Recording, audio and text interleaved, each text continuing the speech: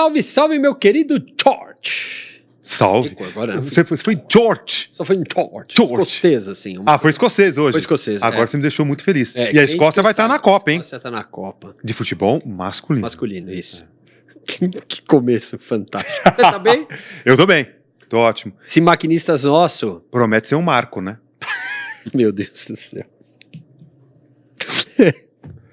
Sério mesmo? Promete ser um foi marco. bem, hein?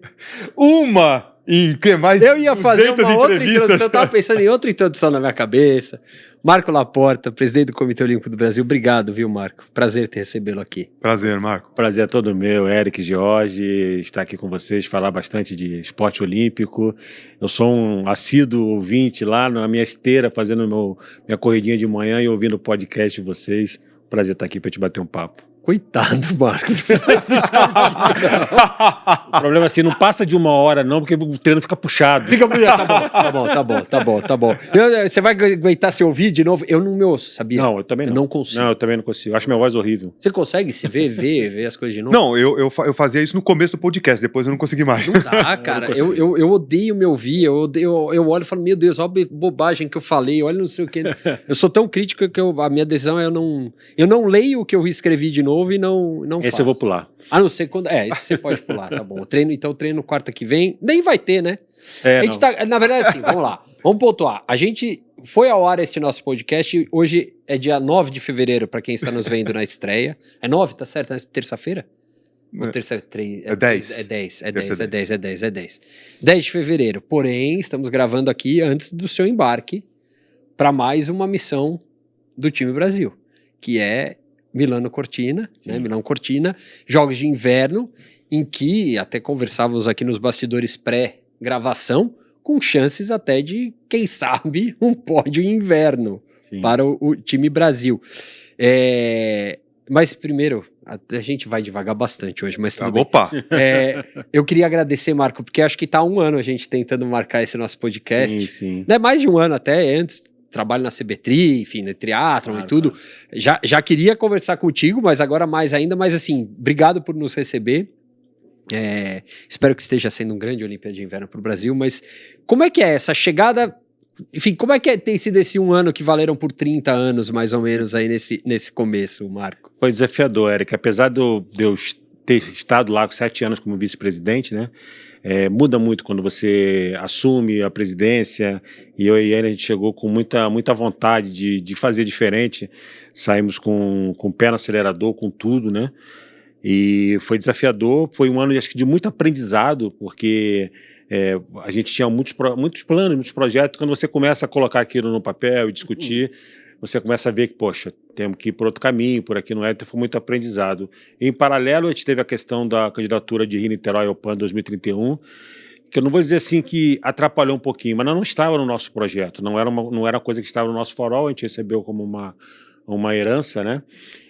Mas trabalhamos bastante, e foi bom que acabou acelerando um projeto que a gente tinha de devolver ao Brasil um protagonismo internacional, que o Brasil, ele depois de 2016, por causa de todos os problemas que tiveram, ele se recolheu um pouquinho, se afastou, e o mundo do esporte estava sentindo falta do Brasil. Então a gente acabou que, como a gente teve que conversar com os 40 comitês olímpicos nacionais das Américas para fazer a campanha do PAN, a gente acabou acelerando esse processo com a Pana Esportes, com a Sul-Americana, fomos ao COI, conversamos com a nova presidenta, fomos ao Comitê Olímpico de Portugal, Espanha, Arábia Saudita, buscando parcerias que pudessem alavancar o nosso Comitê Olímpico. Então acabou que o PAN ele entrou de gaiato, digamos assim, né, mas acabou nos trazendo esse aceleramento que foi bom. Hoje acabou que a gente terminou o ano muito bem posicionado internacionalmente. Estivemos muito presentes em Brasília também, aprovação da lei de incentivo, então o COB se fortaleceu muito na capital, no ambiente político. Então, acho que foi um ano muito, muito positivo e que fechamos com bons resultados esportivos também. Então, acho que no final acabou sendo um aprendizado, mas um aprendizado muito positivo. Juntos por uma nação esportiva. É um baita desafio, né? Sim. Imaginando todo o ecossistema da indústria. E, ao mesmo tempo, tem a cultura resultadista. Uhum. Como conciliar esses dois na construção de toda essa gestão? Essa pergunta é muito boa, Jorge. Por quê? Como é que surgiu a Nação Esportiva, né? A gente, quando ganhou a eleição, a gente fez uma imersão da diretoria, depois que eu montei, o Emanuel veio para o time, o Marcelo Vido não estava ainda, a Manuela Pena, a Iane, Jorge Bichara. Então a gente sentou lá e começamos a discutir o projeto de gestão, como é que a gente ia fazer. E a gente identificou, olha, precisamos tomar providência imediata, porque a gente entendeu que o rendimento estava caindo. Paris não é que teve uma diferença muito grande, 21 para 20 medalhas, mas caiu muito o número de ouros, e a gente percebeu que era uma geração que era a mesma de Tóquio, a mesma de Paris, era uma geração que talvez daqui a 4 anos em Los Angeles não entregassem o mesmo número de medalhas. Então a gente ficou preocupado com isso, e a gente falou assim, poxa, cada 4 anos a gente se preocupa com a mesma coisa. O que está faltando para a gente parar de se preocupar com isso a cada 4 anos, né? E a gente identificou naqueles países que a gente considera potência olímpica, os 10 países que estão na frente do quadro de medalhas, que a gente chama, teoricamente, de potência, essa característica, né, de ser um país onde a população pratica esporte, consome esporte profundamente, conhece das modalidades, sabe tudo. Então a gente falou assim, poxa, vamos partir por isso, vamos tentar juntar, e o COB é a instituição de esporte que engloba o maior número de modalidades, é a instituição de esporte mais importante. Então ela tem que ser protagonista nesse processo. Então eu falei assim, vamos juntar tudo e vamos lançar esse lema dos Juntos por uma Nação Esportiva, chamar o CPB, o CBC, o CBDS, a BDU, o CBCP, todas as entidades para a gente sentar juntos e trabalhar, conversar com o Ministério, conversar com os políticos. Então a gente começou a trabalhar isso, que é um trabalho assim, eu não vou colher esses frutos, entendeu? A gente está trabalhando agora para isso acontecer daqui a 2036, 2040, mas tem que começar em alguma hora alguém começar a falar disso, entendeu? A gente começou a falar disso, mas o tempo todo eu vou deixar muito claro, pessoal, vamos falar disso, vamos fazer medidas, mas olha só, se daqui a 4 anos não vier o resultado, a gente vai ser cobrado. Então a gente precisa também ter um plano de emergência para poder trabalhar o que está aí. E aí a gente fizemos durante esse ano inteiro de 2025 conversas com as confederações, conversas com os atletas, mapeando o cenário, porque, vamos recordar, a gente estava fora do COB. Então a gente precisa entrar, conversar com as confederações, entender a realidade de cada atleta e fazer aquela continha mágica. Se eu quero ganhar 20 medalhas, eu tenho que ter 80 chances de medalhas. É 4 por 1. Entendeu? Se eu quero ganhar 25, eu tenho que ter 100. Então vamos mapear. Onde é que a gente consegue ter 80 chances de medalha para brincar aqui nas 20, que é hoje o patamar que o esporte brasileiro se encontra com os recursos que tem. Então aí a gente já mapeou, então já tem isso identificado com as confederações, e agora é trabalhar forte até Los Angeles para chegar em Los Angeles com essas 80 chances de medalha e tentar ganhar ali um número entre 20 e 25. Entendeu? Nossa, você falando aqui, eu tô já... Tanta coisa legal para explorar. Na primeira resposta já assim... O que é ser presidente de uma confederação, né? Você deu uma aula de política ali que precisa, né? Sim. Articulação política. Outro dia eu estava fazendo um papo com o pessoal, falando de um negócio que o cara tá querendo criar, e ele falou, mas não dá para fazer sem conversar com entidades esportivas, com política local, com tudo mais. E, gente, isso não é um pecado, isso é como o negócio funciona. Ninguém faz nada sem política. Não tem como. A gente estava com o Vlamir da CBAT aqui outro dia falando disso também, né? Que é muito isso, assim, gente, se a gente não tiver articulação, porque todos nós construímos a nação esportiva. Sim. Né? E aí eu ponho o chapéu de dono de veículo de mídia. Exato. Se a mídia não estiver junto, se a gente não for a máquina do esporte, né? A gente for a máquina do futebol ou do que dá mais audiência, cara, a gente não está contribuindo. Né? E dentro desse aspecto todo, Marco, como é que a gente consegue, voltando um passo aí, ser uma nação esportiva? De que forma a gente pode transformar e que entes a gente precisa, não só todos os Cs, né? O nosso sistema C, se a gente pode dizer, né? Mas o que a gente precisa mais para poder realmente embutir desde criança uma cultura de esporte no país? Então vamos lá. Então eu falei a ideia. Essa ideia foi construída em 2025 e eu fiquei muito feliz no final do ano, ali, alguns eventos que eu ia, seja eventos em Brasília, eventos comerciais, eventos de outras confederações, de outros comitês, sempre nos discursos se falava em nação esportiva. Então pegou. As pessoas entenderam a mensagem, assimilaram aquilo. Branding já pegou, pelo menos. Exato. E aí nessa primeira... Segunda imersão, agora em janeiro, tivemos imersão, primeira semana do ano, imersão da diretoria, 2 dias para discutir agora. E agora? O pessoal comprou a ideia, precisamos apresentar projetos. Como é que a gente vai fazer? A ideia foi lançada, agora é como vai fazer. E como que vai fazer? A primeira coisa, e o Wlamir falou isso aqui quando ele teve no último podcast, a gente precisa estar em Brasília de uma forma propositiva, não de uma forma reativa. Quando é que o esporte vai a Brasília? Quando querem tirar alguma coisa do esporte. Quando vai perder alguma coisa. Quando vai perder alguma coisa. Vamos reunir os atletas, vamos lá brigar, papapá. Não. A gente tem que ter presença constante, conversando com o Ministério da Educação, entendendo o esporte na escola, que a nação esportiva passa por isso, não tem para onde correr.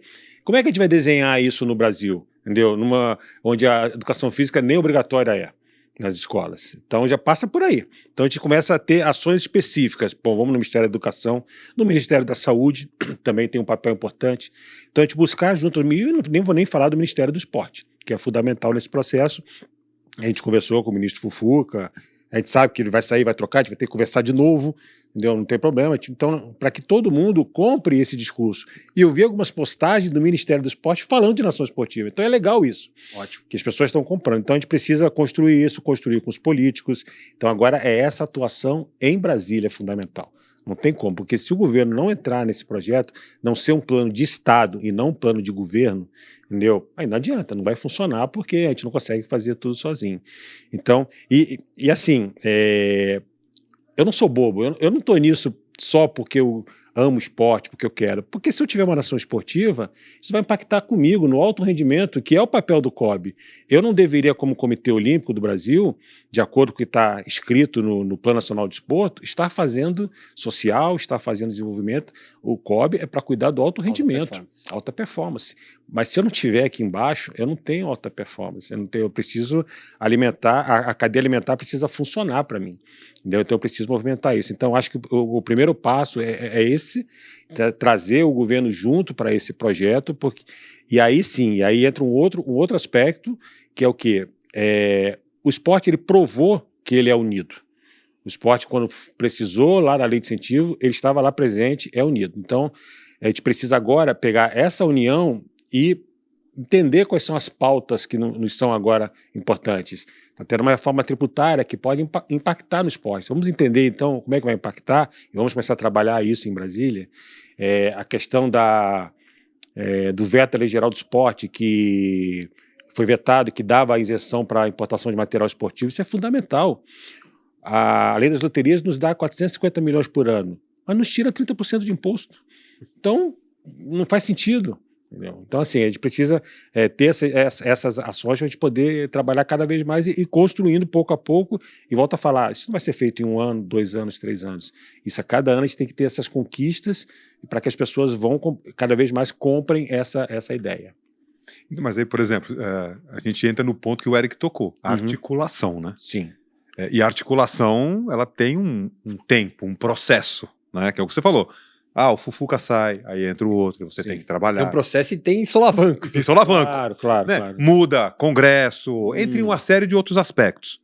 Olhando essa questão toda pelo prisma de articulação, você considera importante que o mandato de um presidente do COB, por exemplo, ele tenha um tempo maior do que se tem atualmente, com esse olhar do tipo, eu preciso de tempo? Porque, por exemplo, você entrou, você pega todo um histórico da gestão anterior. Você tem que tomar ciência. Se não houver um trabalho de transição, você tem que... Aí você já perde um tempo. Aí você vai começar a trabalhar os famosos 100 dias. Isso. Aí entram vários projetos. De repente, seu mandato já está terminando e não foi possível construir as bases para um projeto juntos para uma nação esportiva. Você entende que, para uma articulação ser bem feita, é importante que os mandatos sejam um pouco maiores em termos de tempo do que eles são ou não? Não. Por quê? Porque, assim como tem que ser um plano de governo, aliás, um plano de Estado e não um plano de governo, não pode ser um plano de um presidente, tem que ser um plano do Comitê Olímpico. Então ele tem que seguir independente do presidente. Eu acho que 8 anos é o tempo suficiente para um mandato. Acho que mais do que isso não justifica. Apesar de que a Carta Olímpica ela fala em 8 anos mais 4, entendeu? E nós somos cobrados isso dentro do COI, fomos cobrados ano passado. Por que vocês não estão fazendo 8 mais 4? Porque eu tenho uma lei no Brasil que me limita, entendeu? Mas eu não sou obrigado a seguir a lei. Eu posso não querer, eu posso querer botar 8 e 4, mas eu não recebo o recurso da loteria, entendeu? A exigência do governo não tem nada a ver com o COI. A exigência do governo é para poder receber o recurso da loteria, entendeu? O COI, se eu quiser seguir o do COI, eu sigo, mas é que não é o que faz a CBF. Não quer receber recurso público, ela coloca quanto tempo ela quiser, não tem problema nenhum. Entendeu? Então, assim, então, primeira coisa, eu acho que 8 anos é um tempo suficiente para você poder fazer e trabalhar para que siga aquele projeto, siga, e aí você fazer o seu sucessor é uma característica importante do gestor para que o projeto continue. Você tem que ter um projeto que as pessoas confiem, poxa, quem é que o Laporta vai colocar agora, vai indicar para seguir o trabalho? Pô, é fulano, então vamos acompanhar. Esse é o primeiro ponto.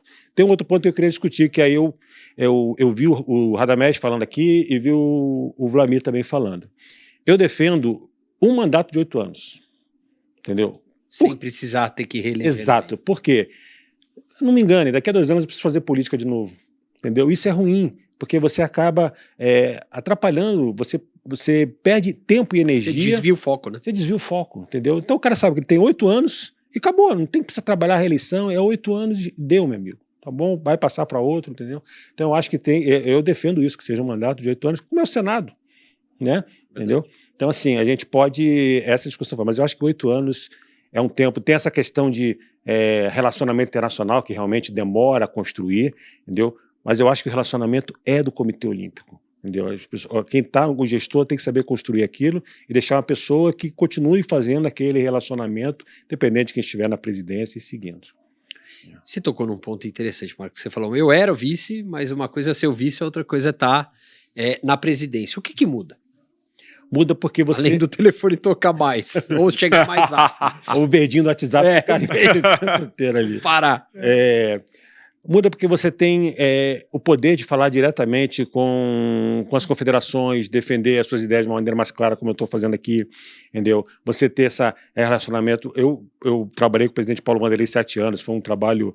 A gente tem uma relação super cordial, independente da eleição, de termos ficado em lados opostos. E às vezes ele pedia assim, Laporta, tem uma ação em Brasília, preciso que você vá. Eu falo assim, presidente, eles não querem falar com o vice, eles querem falar com o presidente. Essa é a diferença, entendeu? Então, a presença do presidente é importante. Então, aí você consegue vender as suas ideias de uma maneira mais eficaz do que quando você é vice-presidente. Então, isso muda fundamentalmente e, obviamente, você consegue colocar suas ideias de forma mais clara, né? Eu acho que essa é uma mudança. Ao mesmo tempo, vem outro lado, que você acabou de falar, que é a responsabilidade, você estar ligado o tempo inteiro, não tem fim de semana, não tem férias, é o tempo inteiro você ligado, preocupado nas coisas que estão acontecendo. Então, é uma demanda muito maior, mas a experiência de ter sido vice-presidente me ajudou muito, com certeza. E aí, dentro disso, por exemplo, você mencionou o Ministério do Esporte. Na sua visão, para construir esse caminho de Juntos por uma Nação Esportiva, quais seriam as pontas que precisam de estar integradas de maneira que esse processo ele seja construído de uma maneira consistente? Vamos lá. Em relação ao Ministério do Esporte, vou achar a opinião que eu acho. Primeiro, eu mudei essa opinião que eu tinha. Antigamente você achava assim, o Ministério do Esporte tem que ser o melhor atleta possível para estar ali, uma pessoa do esporte. Hoje eu já acho que tem que ser um político. Porque não tem jeito, você tem que as articulações que fazem ali do ministério junto ao governo tem que ser um profissional da política, tem que ser um político. Então, e o ministro, o que é importante? A equipe dele que vai estar para baixo. Então, por exemplo, o ministro Fufuca, ele faz articulações no governo, mas quem toca a parte técnica ali tem que ser a Isiane, que faz um baita trabalho na secretaria ali. Entendeu? Então, você tem o teu corpo técnico que vai tocar o dia a dia e o ministro, um político, para fazer essas articulações e conseguir as pautas do esporte. Eu acho que, eu entendo hoje, poxa, é legal, a Ana Moser esteve lá, tentou fazer um bom trabalho, mas ela esbarrou exatamente nesse problema, dessa questão da articulação política que os políticos sabem fazer, os profissionais da política, né, digamos assim. Então, acho que eu mudei essa opinião, então acho que o ministro tem que ser... E aí, a partir daí, é uma coisa que demora, que sempre no governo nunca é aprovado, que é o tal do PND, o Plano Nacional do Desporto, que nunca é colocado em prática, você ter esse Plano Nacional do Desporto alinhado com esses objetivos. E aí, o que é mais importante nisso tudo? Definir os papéis e esses papéis serem executados de forma clássica. Por exemplo, a minha opinião, qual é o papel do governo? É fomento à prática esportiva. O governo não tem que fazer alto rendimento. Alto rendimento sou eu. entendeu? É o atleta do clube. Então, o governo tem que fazer o fomento da prática esportiva. O que é o fomento? Incentivar a população a praticar esporte, colocar esporte na escola, aumentar o número de praças de esporte para a prática de esporte. Esse é o papel do governo, na minha opinião, entendeu?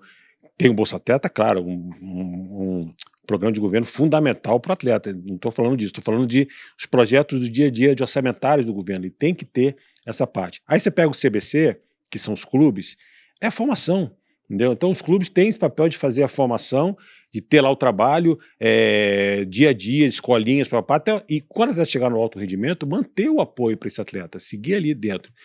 A CBDE, fomento do desporto escolar, é o trabalho do desporto escolar. O CBDU, fomento do desporto universitário, gerar bolsa para atletas, correr atrás disso. Entendeu? Então, cada um tendo o seu papel, as confederações e federações também trabalhando o alto rendimento e o desenvolvimento. O fomento para aparecer o alto rendimento é lá nas federações que começa, nas competições estaduais, é ali que aparece. Eu tenho uma teoria sempre assim, a gente cobra muita infraestrutura para o atleta, né? Eu tenho uma opinião um pouco discordante, até porque eu acho que o Brasil hoje, já depois, tem boas infraestruturas esportivas hoje. O que nos falta hoje? Primeiro, são profissionais qualificados. Então, nossas universidades, faculdades precisam formar profissionais do esporte que saibam dar um treino de atletismo, que saibam dar um treino de natação. Então, a gente tem que cuidar disso, e o COB faz isso com a Academia Brasileira de Treinadores, a gente tem essa preocupação. E competições. Tem que ter competição para o jovem aparecer. A infraestrutura, eu digo mesmo, quantos casos a gente já ouviu? Eu treinava numa estrada de terra, eu treinava num campo, e nem hoje nem é mais a realidade. A história do Duplantis no salto com vara. Pois é. Treinava em casa, ele criou um método de salto com vara em casa. Ok. Então, se você tem um profissional qualificado e tem um sistema competitivo que permita que aquele atleta apareça, já é já vai ter frutos daquilo, né? Você tem um caminho para o atleta ali que ele vai seguir. E você chegar no momento, e eu falo muito isso, qual é o grande gargalo do esporte brasileiro hoje? É 17, 18 anos. Porque o pai chega pro garoto e fala assim, e aí, meu filho, você vai trabalhar ou vai continuar brincando de esporte? É isso. Aí quando ele chega pro pai, eu sou das Forças Armadas, eu tenho bolsa atleta, eu tenho uma bolsa na universidade que eu vou estudar, entendeu? Não, então tá, então segue o trabalho aí. Entendeu? Então é isso, a gente tentar criar esse caminho pro atleta, de maneira que ele possa ter a segurança dele chegar no alto rendimento. Acho que essa é a engrenagem que a gente precisa fazer funcionar junto com o governo, com as instituições, cada um fazendo o seu papel. Não dá para o governo querer apoiar projetos de alto rendimento, entendeu? Apoia projeto de desenvolvimento, apoia projeto social, deixa que o alto rendimento a gente faz, entendeu? É para isso que a gente recebe o recurso da loteria. Mas a gente ainda tem uma necessidade de ter um Bolsa Atleta, por exemplo. Sim, claro. Esse é um programa fundamental. E vamos lá, né, Marco, para o pessoal entender. O modelo inglês, por exemplo, que hoje virou uma potência esportiva, né, o Team GB, né, a Grã-Bretanha, né, como todo o Reino Unido. Que é custeado pelas loterias também. Exatamente. Ele é custeado pela loteria, ele tem apoio do governo, né? A gente não tá falando, o Brasil tá errado, é tudo. Não é assim. Eu diria que acho que talvez o único esporte olímpico que tem menor interferência de governo é o americano. Sim, sem dúvida. Né? Que é outro. E mesmo assim, as universidades e os colégios tem seus apoios, tem o investimento público de construção de instalação esportiva, tem um monte de coisa. Mas com certeza acho que é uma questão, até pelo próprio negócio do esporte, o alto rendimento no esporte olímpico, ele não é aquela fábula como, vamos dizer, o futebol que vive sozinho, né? Ou futebol americano, um basquete hoje, que pode viver, né? Então, nesse sentido, Marco, o que você está falando, acho que tem todo o sentido, mas eu diria, na minha visão, não sei se você concorda, mas parece inviável a gente pensar que o governo não vai aportar nenhum centavo no alto rendimento. Sim, porque da imagem, da publicidade. Até porque ele precisa dessa boa imagem do país. Claro. Né? Mas como é que a gente consegue, por exemplo, deixar isso numa forma, realmente é o que você falou, como a gente articula para que todo mundo entenda o seu papel no meio disso? Porque todo mundo também quer ser protagonista. Sim. Como é que a gente consegue organizar um pouco esse meio campo, na tua visão? É difícil, é o desafio, Eric. Por quê? Porque quando a Rebeca ganhou uma medalha olímpica, todo mundo contribuiu. Então acho que todo mundo pode surfar a onda. Todo mundo, governo, clube, CBC, COB, confederação, todo mundo de alguma maneira contribuiu ali, entendeu? Mas todo mundo quer dizer que o atleta é dele.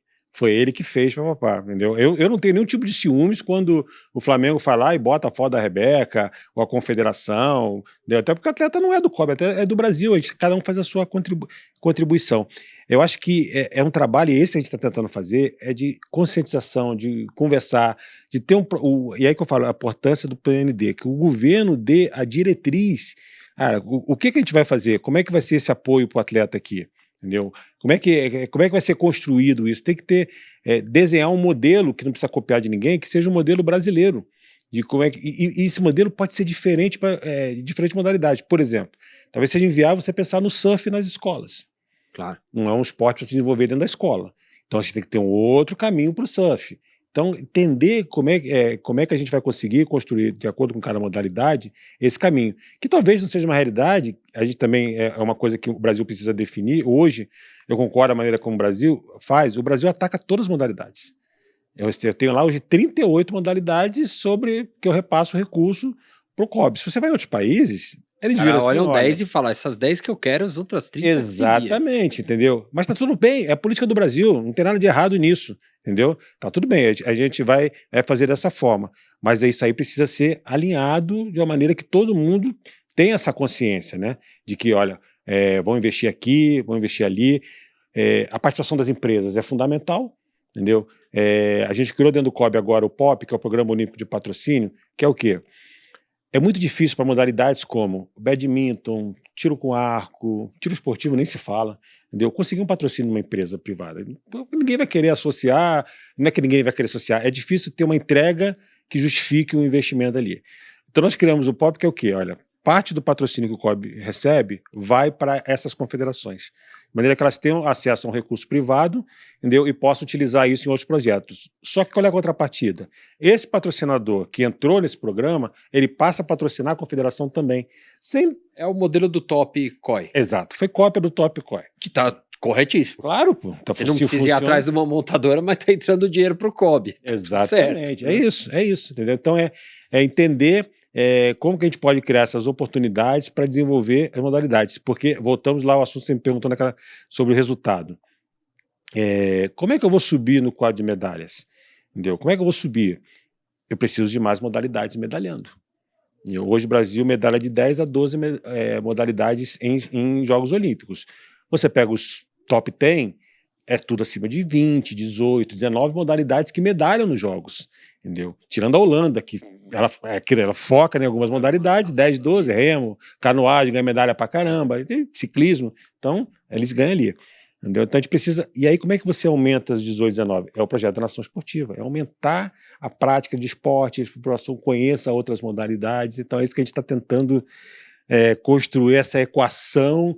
Mas eu volto a dizer, quem tem que liderar esse processo é o Comitê Olímpico. A gente não pode se omitir e ficar olhando e sempre reclamando, como lá em 92, quando me formei em Educação Física, a gente já falava isso. Tem que investir mais na base, tem que investir, né? Entendeu? Sempre foi isso. Sempre foi. Uma hora a gente tem que fazer alguma coisa, entendeu? Não dá para ficar sempre com o mesmo discurso. Então, e aí, em cima disso, eu também enxergo um outro desafio, que é o desafio de comunicação. Né? Como comunicar para a grande maioria da população, né, que nem sempre participa e conhece desses detalhes, para que se não crie determinados preconceitos quando, por exemplo, o Brasil, de repente, não performa como outras nações. Ah, não, mas aí sempre vem aquela opinião. Não investe. Não. Como construir um plano... Desculpa, né? Como construir um plano de comunicação para que a população consiga entender. Embutindo nessa pergunta, qual o papel da mídia no meio disso? Exatamente. Eu ia te perguntar isso. Fundamental. Eu acho que o fundamental o COB passa por isso também, de comunicar melhor a forma do seu trabalho, mas tem algumas coisas importantes. A primeira coisa hoje, se você pegar só o alto rendimento, né, o Brasil não fica a dever a maioria dos países que estão ali no top 10. O investimento no alto rendimento que o Comitê Olímpico faz com as confederações é muito bom. Tanto que tem vários atletas nos Jogos Olímpicos de Inverno querendo competir pelo Brasil, porque eles sabem que o apoio aqui é muito, muito, muito, muito forte, né? Eu vi do triatlo, tinha alguns atletas que vinham fazer training camp com a gente, de França, da Rússia na época, e falavam assim, olha, a gente não tem, eu tô aqui pagando do meu bolso, entendeu? Vocês estão aqui tudo bancado pela confederação, entendeu? O atleta é mimado, vai. Os atletas ficam loucos quando eu falo isso. Mas o atleta brasileiro tem muita boiada no meio disso.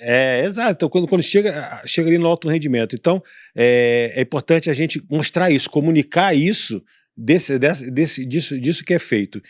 E, por outro lado, a gente entende também que todas as ações para divulgar essas modalidades são pequenas, elas passam por um processo de construção. Vou citar um exemplo que para mim é um case de sucesso, chama-se ginástica rítmica desportiva. Se você chegasse para você, Jorge, há 20 anos atrás, lá em 2006, falasse, olha, a ginástica rítmica do Brasil vai ser top. Vai ser a melhor do Vai ser uma das mundo. melhores do mundo, vocês vão fazer um campeonato, papapá, você vai... Você tá brincando? Nem a Luísa Parente ia acreditar que era a única, coitada. Que negócio de jogar fitinha. Ah, não, desculpa, eu ainda confundi, não é artística, é a rítmica. Tem razão. Então, porque naquela época já tinha a Daiane ali, já 20 anos tinha a Daiane. Eu tô ficando velho, eu esqueço. Eu erro o tempo, era 40 que era a Luísa, desculpa, viu? Daiane e Luísa, desculpe. E aí, você faz um campeonato mundial ano passado, nas arenas lotadas. Foi espetacular. E mais, um detalhe que eu gosto sempre de falar isso.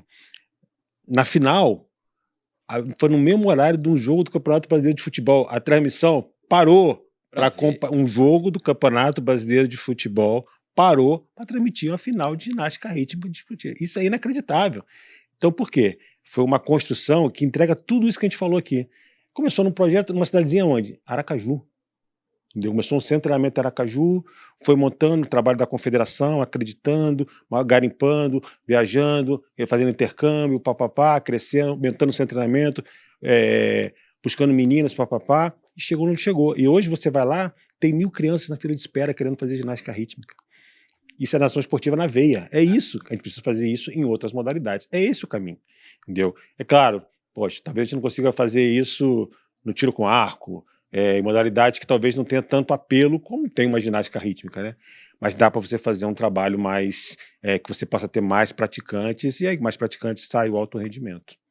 Eu até peço desculpa aqui o pessoal da CBG pelo ato falho. Na hora eu ouvi rítmica e pensei na artística, mas quando a gente tem, né, Marco, esse é um exemplo claro, né? E se a gente pensar, a história do vôlei foi isso, né? Também. Lá atrás, investimos no treinamento. Jogo Maracanã, para popularizar e tudo mais. E o Mundial do ano passado foi realmente foi espetacular, né? E entra o componente da mídia, né? Que foi minha provocação aqui. Porque a gente tem uma parcela importante de trabalho nisso. Como é que você vê esse papel da mídia nessa construção também? Eu acho que o papel da mídia ele tem sido fundamental e evoluiu muito. Eu vou dizer por quê. O brasileiro, ele não gosta de competir, ele gosta de ganhar. A gente sempre sabe disso. O brasileiro gosta de ganhar. Só que no esporte olímpico, e muito pelo trabalho da mídia, de mostrar o trabalho que é feito de superação, isso mudou. Você pega os Jogos...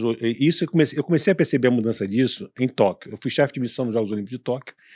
E eu estava muito preocupado, que era uma época de pandemia. Falei, cara, vai estar todo mundo assistindo os jogos. Não tem o que fazer. Vai estar todo mundo assistindo, seja de madrugada, o cara vai estar assistindo, entendeu?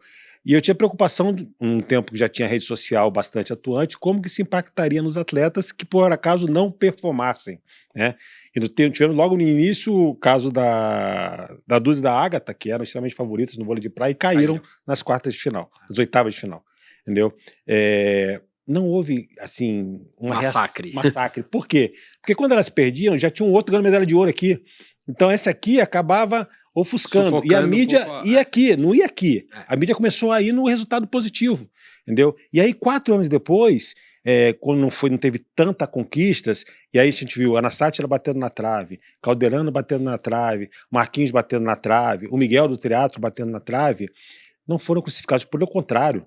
Pô, a Ana Sátira foi exaltada. Pô, todo dia a Ana Sátira tá competindo, né? Virou meme. Então, assim, eu acho que a mídia começou a entender, e nós temos usado isso para buscar patrocínio para o COB, porque não é só entregar resultado, é entregar o processo de treinamento do atleta, a imagem do atleta, os valores olímpicos que ele passa. Então, tudo isso, e a mídia tem trabalhado muito bem isso. Eu acho que, e é um papel fundamental, a cobertura para os esportes olímpicos nas mídias, e aí o streaming favoreceu muito isso, aumentou bastante, entendeu? Você hoje tinha o canal olímpico, que agora o nome do é Time Brasil TV, que conseguia, mesmo aqueles que não eram ficcionados, aqueles que eram ficcionados da modalidade, público específico, conseguia assistir sua modalidade, que isso era inviável antigamente. Né? Antigamente você não conseguia assistir o wrestling, entendeu? Você não conseguia... O teatro, né? Então, você sentiu na pele o problema. Pois é, hoje você assiste tudo, entendeu? Então eu acho que esse é o papel da mídia fundamental, e a gente lá dentro do COB, Manuela Pena está fazendo um baita trabalho para variar, entendeu? Disso da gente se aproximar e contar essa história juntos, né? Fazer esse trabalho, assim. No ciclo passado, e aí, voltando um pouquinho à pergunta de presidente e vice-presidente, eu achava que a comunicação do COB, ela fez um trabalho excelente lá com o Conde, mas às vezes a gente produzia mais conteúdo do que, e às vezes ficava sufocando a própria mídia. A mídia, pô, o COB já está fornecendo tudo, eu não tenho mais o que falar, entendeu? E aí eu com a Manu, falei, Manu, aí a Manu concordava comigo, não, vamos fazer um meio termo, né? Entregar algum conteúdo, mas ao mesmo tempo deixar a mídia também fazer o trabalho dela. E acho que está funcionando bem. Então acho que a mídia ela nos ajuda muito. Se vocês batem tanto no futebol, não batem tanto no esporte olímpico. Aí voltando um pouquinho naquela questão de articulação, né? O governo recentemente lançou, né, a Universidade do Esporte. Qual o papel que você vê da Universidade do Esporte dentro de todo esse processo que você comentou? Essa é a primeira. E aí, engatando dentro dessa. Dentro de todas as articulações que você trabalha com os políticos, com a classe política, já há uma maior compreensão que o esporte é um grande business, é um negócio de bilhões, e que isso seria interessantíssimo pensando em toda a cadeia que está envolvida dentro do esporte. Os políticos já têm uma maior clareza de que não é, por mais que ele seja entretenimento cada vez mais, ele não é aquele entretenimento que anteriormente a gente tinha uma visão estereotipada, né? Não, hoje a mídia já tem um tratamento diferente para isso. Como é que você vê essas duas pontas? Uma universidade do esporte, dentro do que você falou de nação esportiva, e a visão da classe política em relação ao maior entendimento desse business que é de bilhões.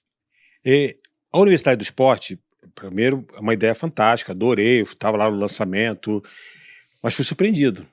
Eu não sabia, em nenhum momento chamaram o COB para conversar, o que você acha da Universidade do Esporte, qual a sua ideia aqui para esse projeto? Em nenhum momento fomos chamados para opinar, entendeu? Então isso eu acho que é um erro, entendeu? Porque, obviamente, acho que o Comitê Olímpico tem muita coisa para opinar na Universidade do Esporte.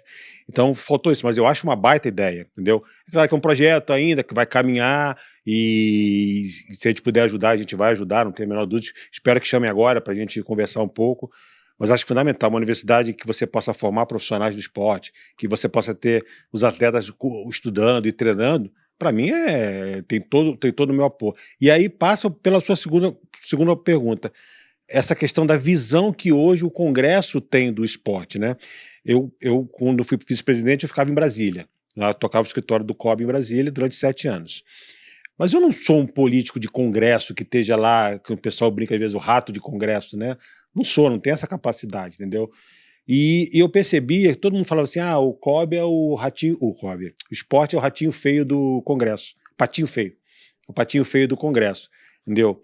E eu falava assim, pô, realmente não tinha muita articulação do esporte ali dentro, tinha mais uma bancada da bola ali, que era do futebol, mas não era como a cultura, né? E aí esse ano passado, quando a gente fez a mobilização para aprovação da lei de incentivo ao esporte, e fomos com os atletas para Brasília, brigamos, e conseguimos, eu acho que, se não me engano, eram 7, 8 anos que a gente tinha uma aprovação por unanimidade no Congresso, Câmara e Senado, a gente falou assim, opa, patinho feio, não. Se o esporte tem essa capacidade de unir todo mundo por uma pauta, e o esporte tem, por quê? Porque o esporte é político. O esporte não tem partido, o esporte não tem esquerda, não tem direita. Brasil bem vale para os dois lados. Exato. Então, assim, a gente tem essa capacidade de aglutinar, e os deputados entenderam isso. Entenderam por quê? Porque a gente está lá contando essa história. A presença do COB hoje, ela é fundamental, e está lá em Brasília. A gente tem uma pessoa lá o dia inteiro lá, eu fui várias vezes lá, e a gente tem sempre a Iane, o Emanuel, então a gente está sempre presente em todas as discussões que são importantes. Tanto que a gente foi agraciado com o prêmio de transparência lá do Congresso Nacional, exatamente por essa presença, as pessoas conhecerem, porque a pior coisa é a pessoa não conhecer o seu trabalho, que ela vai criticar. Se você está lá toda hora mostrando o seu trabalho, poxa, eu não sabia que o COB fazia isso. Entendeu? Eu tive lá no TCU com o ministro Haroldo Cedrais e contei para ele todo o trabalho que a gente fazia do grupo Gestão Ética e Transparência, do Prêmio Transparência. Ele falou assim, nossa, isso é música para meus ouvidos, há muito tempo que eu não via isso do esporte. Entendeu? E se você olhar para trás, nos últimos anos, quantos escândalos de confederação vocês viram? Acabou. Por quê? Porque hoje os controles e os gestores são melhores, os controles são maiores, então dificilmente hoje vai acontecer escândalos como aconteceram antigamente. Pode ter um mau gestor que mas eu lhe asseguro que 90% das confederações são muito bem geridas e são ambientes seguros para serem investidos. Então, acho que esse papel dos políticos estão cada vez mais entendendo e entendendo também que isso pode ser benéfico para eles, que óbvio que é uma via de mão dupla, né? Eles querem também usar o esporte ali para se eleger, estão certos, e tem algumas pautas que são muito importantes. Eu cito aqui a pauta do deputado Douglas Viegas. Ele está com uma PL lá, que eu falei para ele, deputado, se essa PL passar, isso muda o esporte brasileiro, que é destinar obrigatoriamente 3% das emendas parlamentares para o esporte. Falei, meu amigo, se isso passar, e você conta, se eu tiver que vir aqui chamar o Michael Phelps para me ajudar nisso aqui, eu chamo, meu amigo. Entendeu? Porque isso dá 750 milhões no esporte. É o dobro quase da que a gente ganha com a loteria. Entendeu? E eu já falei para ele, assim, olha, eu não quero isso pro COB. Faz projeto de desenvolvimento, carimba essa emenda de alguma forma que possa chegar em quem precisa hoje. Só sair do papel projeto, né? Exato, entendeu? É isso que a gente fala. Aquela velha história. Eu coloquei à disposição para ele. Então, assim, já existe aquilo que eu falei no início. A gente precisa ser proativo, não reativo. O esporte precisa estar lá com pautas que possam trazer benefícios e não, vamos cortar nossos recursos, vamos correr para Brasília. Entendeu? Não pode ser assim. A gente tem que ser proativo. Até para deixar uma coisa que me incomoda muito no esporte brasileiro, que é o discurso do coitadismo, né? Exato. Atleta gosta de usar esse discurso, muitas vezes entidade esportiva gosta de usar, a mídia adora, né, se apoiar no coitadismo. Não é um coitadismo, a gente tem que assumir o protagonismo do esporte, né? Exatamente. Hoje, eu digo sem medo de errar, o atleta que está um atleta olímpico que chega, cara, ele tem todo o apoio possível. Se algum atleta não tiver apoio olímpico, pode procurar que eu vou ver o que está acontecendo, porque eles têm, entendeu? Eu falei, ontem eu tive com um amigo que o filho dele compete pela esgrima, um atleta da seleção. Eu falei, seu filho já foi fazer avaliação lá no centro de treinamento? Não, eu falei assim, vai lá, centro de treinamento é de vocês, laboratório olímpico é do atleta, está à disposição de vocês. Não, vou falar com a confederação. Então, assim, tem apoio, e quem não tiver, procura, conversa com a confederação, a gente vai correr atrás. Então, acho que hoje eu acho que o coitadismo talvez, Eric, esteja lá ainda no início. Ali talvez ainda... Sim. Ainda falte. E também tem uma coisa importante. Tem 3 minutos para contar uma história aqui. Opa! Uma história bem que eu gosto muito de contar. Você não vai fazer a esteira mesmo? Pode seguir. É verdade. Eu tenho uma história que eu gosto muito, que eu acho que exemplifica como você como o atleta tem que entender que ele precisa subir, conquistar as coisas. Eu era treinador do triatlo lá em 2015, diretor técnico, e nós fomos para um campeonato mundial em Chicago, entendeu? E a gente tem lá, que trabalha até hoje no COB, um coordenador técnico, que é o Sérgio Santos, que é um português, que era extremamente exigente com logística. Então ele quer o atleta num hotel oficial, com o transporte da organização, tudo próximo. E quando a gente foi para Chicago, o hotel oficial era o hotel do Trump. Porra, caro pra cacete. Mas vamos lá, vamos ficar lá, entendeu? E no Campeonato Mundial de Triatlo, ele compete todo mundo junto. Tem no mesmo dia o Júnior, o Sub-23 e a Elite. Em caso de Chicago, estava com ameaça de tornado, eles jogaram tudo num dia só. Começou 6 horas da manhã, foi acabar 8 horas da noite. Entendeu? E na categoria Júnior, nós tínhamos 2 atletas. O Messias, que foi campeão mundial em Chicago, foi um histórico pra gente, super feliz, papapá. E um outro garoto, o Natan, eu vou citar o nome, que eu já contei essa história para ele me conhece, a gente dá risada hoje dessa história. Entendeu? E o Natan, que foi 52º de 60. Foi lá entre os últimos. Se né? virasse a tabela, ele também estava bem no ponto. E aí a gente passou o dia inteiro, e eu e o Sérgio, a gente saiu 6 horas da manhã, chegamos 8 horas da noite, cansado o dia inteiro, acompanhando o atleta para cima e para baixo, morto completamente, eu com as mochilas nas costas, abre a porta do elevador, tá o Natan com um roupão, descendo assim, bem confortável. Falei, Natan, você estava onde? Estava na sauna. E a gente recomendava a sauna para eles depois da competição para recuperação muscular, tudo ok, né? Aí eu cheguei no quarto, tava o Sérgio, já falei, Sérgio, tá tudo errado. O que houve, Marco? Eu falei assim, cara, não pode. O Natan, que nunca ganhou nada ainda, tá agora começando num hotel desse, cara. Esse cara tem que estar no hotel a 30 quilômetros do local da prova, desculpa, da vida, entendeu? Querendo estar aqui nesse hotel, conquistar chegar nesse hotel. A gente está dando muito de mão beijada. E aí, quando chega na hora do sprint final, vai ganhar o cara que quer mais. O cara que já tem, entendeu? E o Messias era um cara que queria muito, né? O Messias veio no projeto social do interior do Ceará, entendeu? Então, assim, a gente precisa... você tem razão, entendeu? E aí a gente começou a dar essa separada. O Júnior vai ficar no hotel, Elite vai ficar aqui. Entendeu? Elite é Elite, o cara já chegou lá, entendeu? ele tá ali, né? Então, assim, eu acho que... E aí hoje no COB a gente tem muito isso, né? Uma entrega de uma missão dos Jogos Pan-Americanos Júniors, ano passado, não é a mesma entrega nos Jogos Olímpicos. O atleta tem uma entrega muito boa da equipe do COB, mas não é a mesma. Ele tem que conquistar, entender o caminho dele. Isso é muito importante, isso faz parte da formação do atleta. Eu lembro, Marcos, você falou agora, eu voltei em Londres, 2012, eu voltei no voo com o time bicampeão feminino de vôlei. E as meninas, entre elas, provocando, porque quem estava em 2008, acho que era a Jaque que estava, a Sheila com certeza acho que estava, a Thaís, elas brincando com as outras, falaram assim, aproveita que é a última vez que vocês viajaram de econômica. E elas estavam ficando na executiva, porque elas já eram medalhista olímpica. Sim. Né? Era um benefício que o medalhista olímpico tinha de poder viajar de classe executiva. E, pô, atleta de vôlei é tudo grande, né? Então, tirando a Fabizinha ali, o resto era todo mundo gigante. E me chamou muito a atenção, porque claramente era uma motivação também pro atleta. Exato. Pô, a minha performance me dá uma medalha olímpica, a próxima viagem que eu fizer pelo COB, eu tô na executiva. Exato. Né? Eu lembro do Brunoro falar isso pra mim muito tempo atrás, quando ele montou o Pão de Açúcar Esporte Clube com a Abílio Diniz, e eu cheguei pra conhecer o CT, e ele falou, vem conhecer, vem ver e tal.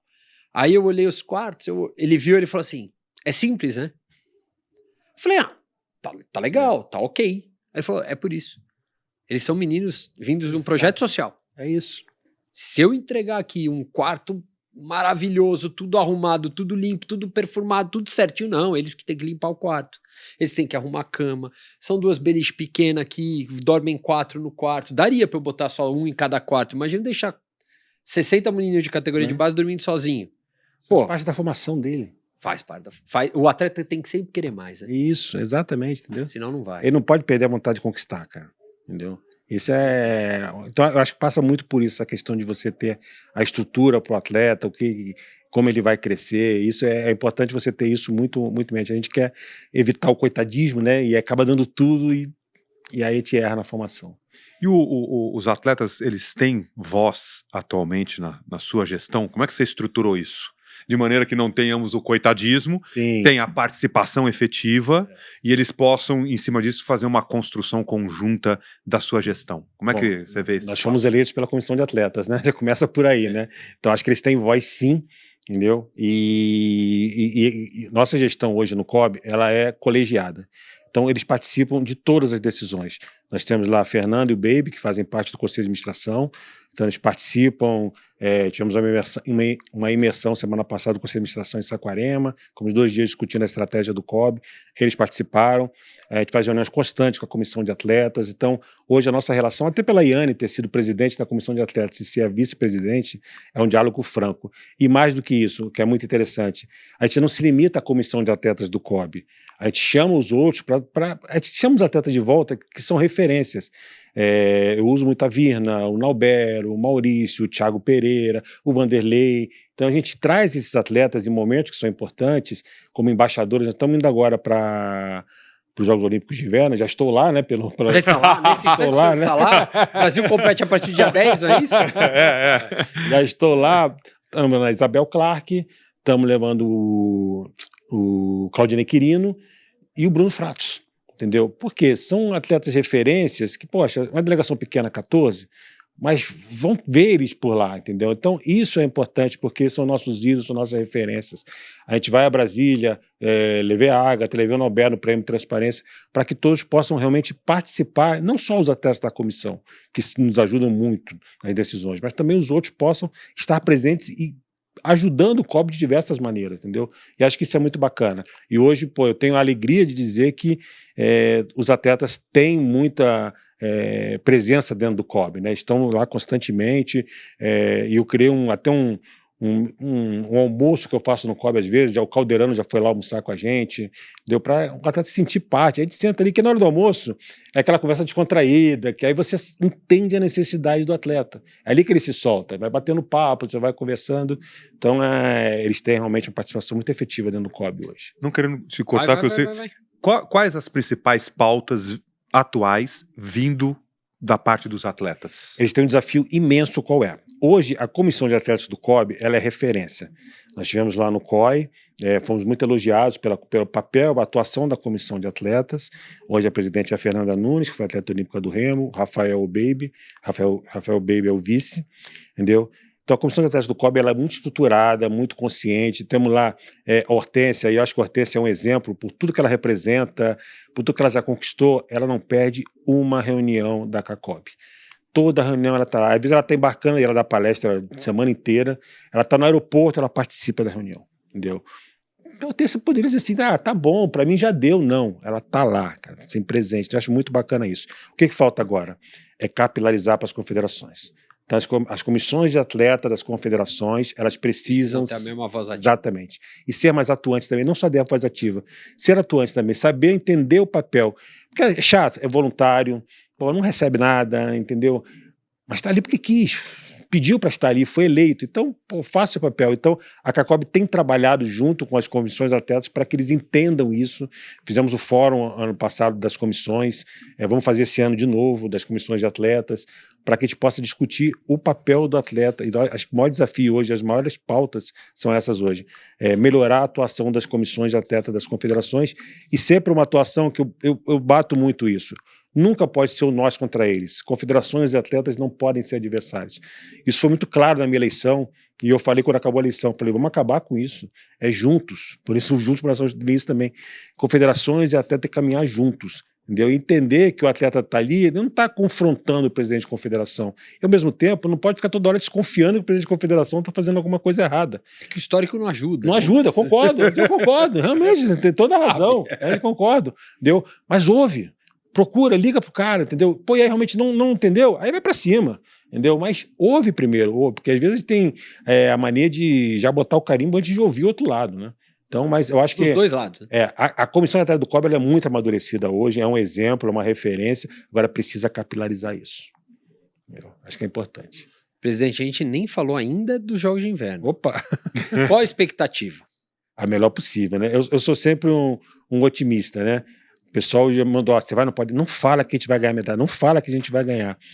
Não, mas, né, cara, pra mim, juro pra você, seria insano qualquer pessoa falar, não, o Brasil vai para os Jogos de Inverno pra ganhar medalha. Claro. Ainda dá pra gente dizer isso, seria insano. Talvez pra frente não, mas...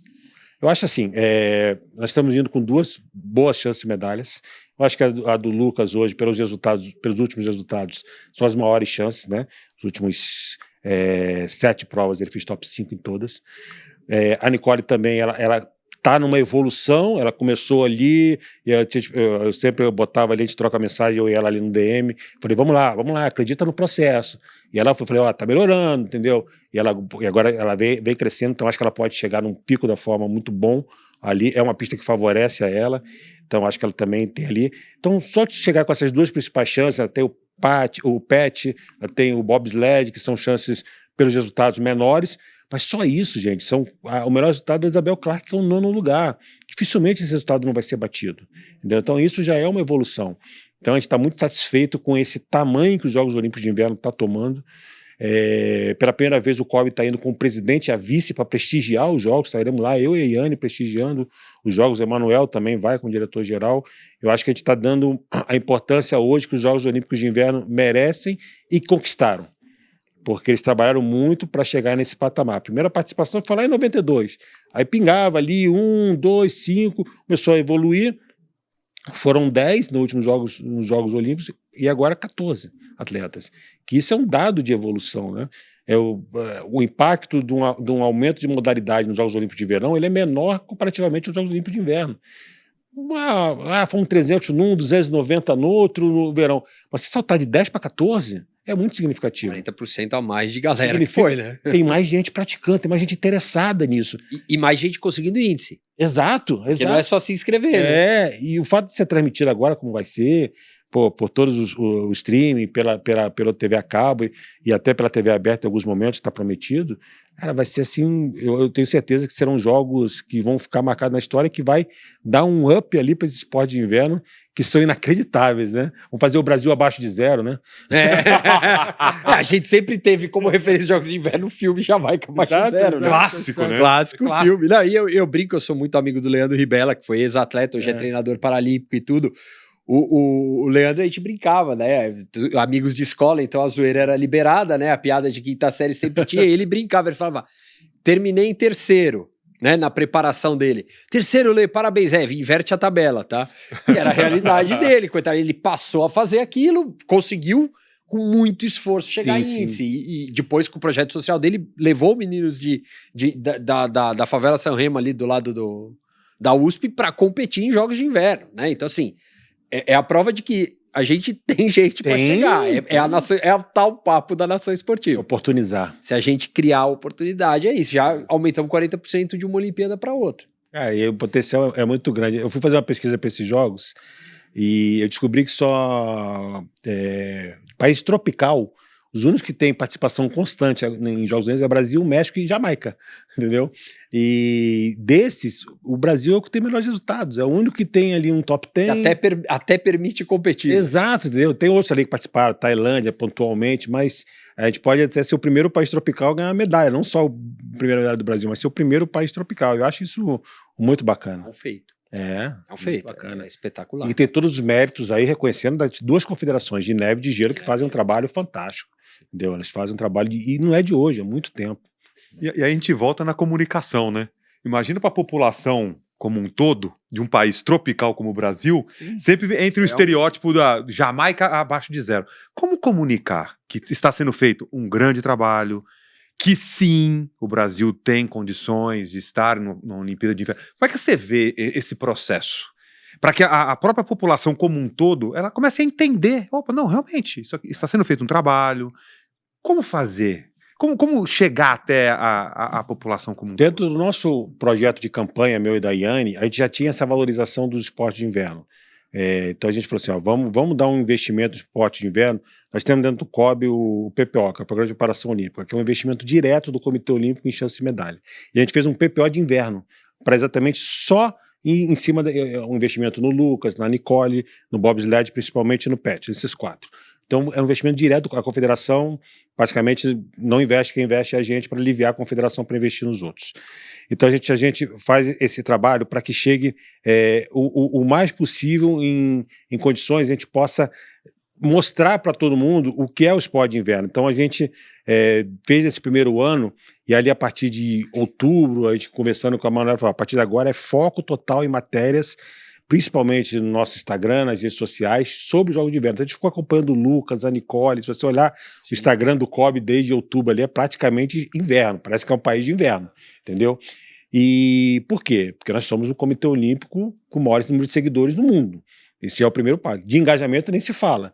Então é ali que a gente está comunicando. Então, assim, todo mundo está conhecendo, mais o Lucas. A gente fez uma semana no final de janeiro, né, que é mais ou menos hoje, o lançamento das malas da Adidas, que está indo, do material da Moncler, é um sucesso absoluto, todo mundo, pô, eu quero, opa, não tem, eu quero, entendeu? Mas é isso, entendeu? Que as pessoas agora entendam, poxa, e tenho certeza que há 4 anos atrás, muita gente não sabia que o Brasil competia, e hoje sabe. Não sabe nem, às vezes não sabe nem da existência dos jogos de inverno. Entendeu? E aí você pega um garoto como o Lucas, que é extremamente carismático, o garoto que ele mostra ali, poxa, mas o cara é mais norueguês, pô, ele fala português, como a gente falou, ele é muito melhor do que alguns brasileiros, né? E ele tem uma paixão genuína pelo Brasil, ele mostra isso, ele se orgulha quando botar a bandeira no pódio, dar a sambadinha, e quando tocou o hino lá, quando ele ganhou, poxa, isso não tem preço pra gente. E Marco, a gente falou um pouquinho também, você falou da questão de patrocínio e tudo mais. Por que veio essa adesão de criar a agência para ser uma agência do COB e buscar agências parceiras para captação? De onde veio essa ideia de transformação da área comercial do COB? Boa pergunta. Lá atrás, quando eu era vice-presidente, eu já conversava com o Herbeta, que na época o COB era diretoria de comunicação, Paulo Conde, diretoria de marketing, Gustavo Herbeta. Eram diretorias separadas. E eu falava, eu falei, Conde, nós precisamos, Herbeta, nós precisamos, falta um braço comercial do COB. Falta um braço comercial do COB. Ele falou assim, pô, eu queria ficar mais em São Paulo, não sei o quê, mas a diretriz do presidente era diferente. Então, quando a gente lançou o projeto de campanha, eu falei assim, vamos juntar a comunicação e marketing, e eu vou fazer um escritório, um escritório comercial do COB. E eu sempre falava assim, esse escritório tem que ser São Paulo. São Paulo é onde as coisas acontecem, não dá para fugir disso, né? Então, o que a gente bolou? A gente bolou, e outra coisa que eu observei também, o Conde fez excelente trabalho na comunicação, o Herbeta excelente trabalho no marketing, mas a integração era difícil. Opa, então, bastante. A entrega para o patrocinador não era da maneira como um patrocinador queria. Faltou essa comunicação. Dois excelentes profissionais, mas que não houve a integração, e não por culpa dos dois. Porque... Não, os dois eram muito bons em cada área. Eu sofri bastante na Olimpíada de Paris junto com a Bedra, e a gente sofreu bastante para fazer essa entrega acontecer. Exato. Funcionou porque era a máquina do esporte, puxando a sardinha pro meu lado, mas é isso. Entendeu? E aí, era difícil. E aí, qual foi de teste? Eu falei assim, cara, você tem com a Manuela? Eu falei assim, Manuela, e com a Herbeta, eu falei, vamos fazer o seguinte, a Herbeta está sendo demitido do COB, entendeu? A gente vai pegar, vai esperar ele cumprir a quarentena, que tem lá pelo estatuto, tinha que cumprir 6 meses, não podia contratá-lo.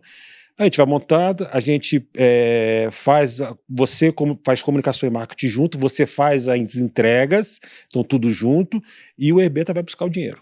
Assim, falando em português, claro. Que ele é um craque. Nossa senhora, é um craque. Colosso. Então a gente montou o escritório, a agência comercial aqui, que é a 18.96 do Herbeta, que faz toda essa captação, e não só para o COB, para as confederações também. Ela atende também as confederações. Então ele faz essa captação e a entrega é comunicação e marketing. E os dois trabalham juntos. Falam constantemente, entregam. Então, assim, foi um primeiro ano de aprendizado para entender como é que isso vai funcionar, e agora está começando a deslanchar. Entendeu? Até agora está sendo bem positivo, e acho que o mercado assimilou bem essa ideia. Entendeu? Acho que ficou legal. Sim. Entendeu? E, a partir de tudo que você nos falou aqui, está dando uma aula para a gente aqui. Na prática, defina gestão. A partir de tudo que você tem vivido. Gestão é você pegar toda a sua estratégia que você tem, com os recursos que você tem, e tentar, de uma forma, juntar a técnica sem esquecer da política. Porque você não consegue fazer tudo isso que eu estou falando aqui sem a política. Eu tenho debaixo a definição do qual. O que é o Comitê Olímpico? O Comitê Olímpico é uma entidade privada, entendeu? Composto por um quadro associativo. Quem é esse quadro associativo? São as 38 confederações olímpicas, os 20 atletas da comissão de atletas e os 2 membros COI.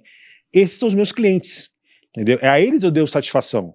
Então eu preciso ter projetos, eu tenho um conselho de administração que me dá o amparo para essas discussões, eu aprovo tudo no meu conselho de administração, e nunca o conselho de administração foi tão participativo no COB como nessa gestão. Então a gente leva muitas coisas, às vezes eu falei, não, leva para o conselho de administração, porque a decisão é colegiada.